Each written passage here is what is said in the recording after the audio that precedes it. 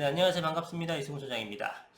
자, 최근에 도심복합사업 현금 청산 대상자의 특별분양권을 준다라는 기사가 머니투데이 단독 보도로 한번 나온 적이 있었는데요.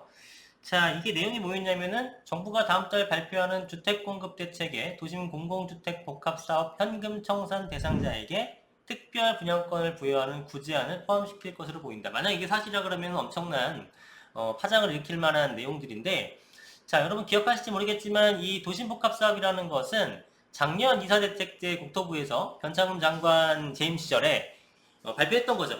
이제 개발은 공공이 주도로 하겠다라는 어떤 취지로 발표했던 첫 번째 대책이었는데, 문제는 뭐냐면은 이 발표일 2월 4일 날 발표하고 다음날 2월 5일부터 소유권을 취득한 모든 사람에 대해서 현금 청산 대상자가 될 거다. 그러니까 앞으로 절대 투기하지 마라 라는 얘기를 했었다라는 겁니다. 거기에 대해서 제가 영상으로 말도 안 되는 얘기다. 이거는 소유권을 줄 수밖에 없다라고 얘기했고, 결국은 나중에 6월 29일로 다시 바뀌었죠. 어쨌든 지금 21년 6월 29일 여기 써 있습니다. 21년 6월 29일이 지금 권리산정 기준일이니까 이날 이후에 매수한, 그러니까 지금부터 매수하는 모든 도심공공주택 복합사업의 소유자들은 소유권이 없습니다. 다 소위 말하는 물딱지가 되게 되면서 향후에 아파트를 받는 것이 아니라 현금으로 청산되는 거예요. 근데 이런 현금 청사자들을 전부 다 특별 분양권으로 구제한다라는 겁니다. 이 특별 분양권의 내용이 뭐였냐면은, 여러분들이 조합원이라 그러면은 원래 조합원 분양가대로 받죠. 일반 분양을 예를 들어 뭐 7억에 한다 그러면 조합원들은 5억에 주지 않습니까? 이렇게 저렴하게 가져가는 건데 5억에 주는 것이 아니라 일반 분양 금액으로 먼저 주겠다라는 겁니다. 자, 그러면은 조합원들은 어쨌든 현금 청산대를 우려해서 벗어나고 조금 더 조합원 분양가보다는 비싸다고 하더라도 서울의 아파트를 가질 수 있습니다. 좋은 도심의 아파트를 가질 수 있으면 나름대로 만족하는 거죠. 현금 청산보다 100번 낫기 때문에. 자, 그렇게 돼서 이런 것들에 대해서 포함시킬 것으로 보인다라는 얘기 나왔는데, 여기에 대해서 바로 반박자를 냈죠. 자, 보도 설명자를 7월 5일날 바로 나왔습니다. 기사는 7월 5일날 나왔고, 그러니까 바로 반박을 한 거죠. 자, 국토교통부 설명자를 보게 되면 도심 공공주택 복합사회 현금 청산자 구제 방안 등에 대해서는 아직까지 결정된 바가 없습니다. 라고 얘기를 했습니다.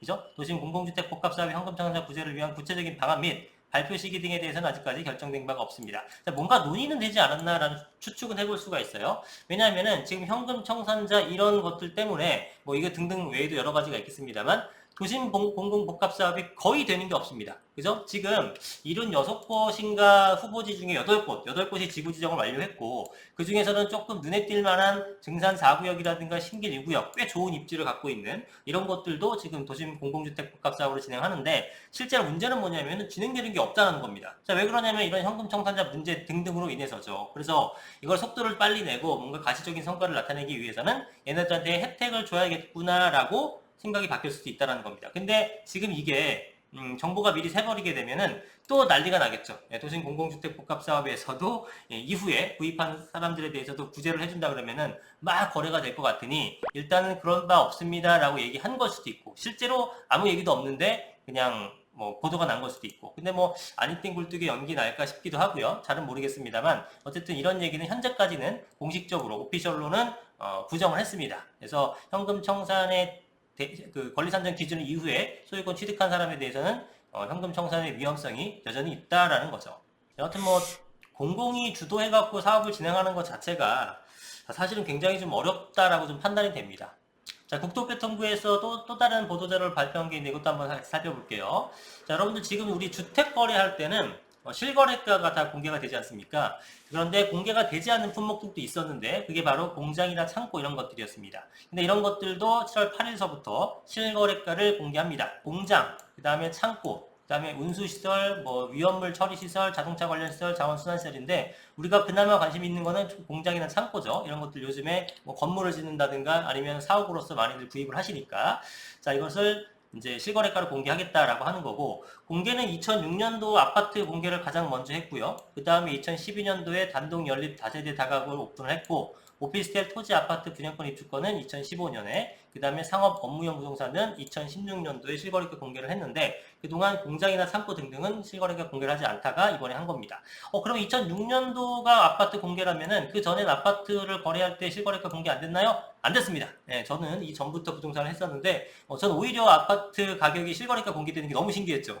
등기부등본에 거래 가격이 나와. 오, 신기하다. 그전엔 그런 게 없었습니다. 자, 어쨌든 이로 인해서 지금 이제 더 이상 공개 안 하는 품목이 없죠. 전부 다 실거래가 공개 분야 확대했고, 전부 다 지금 사실상 한 겁니다. 거의 안 하는 게 이제 없죠. 안 하는 게 없습니다. 모든 데이터에 대해서 실거래가 공개가 됐다라는 거죠.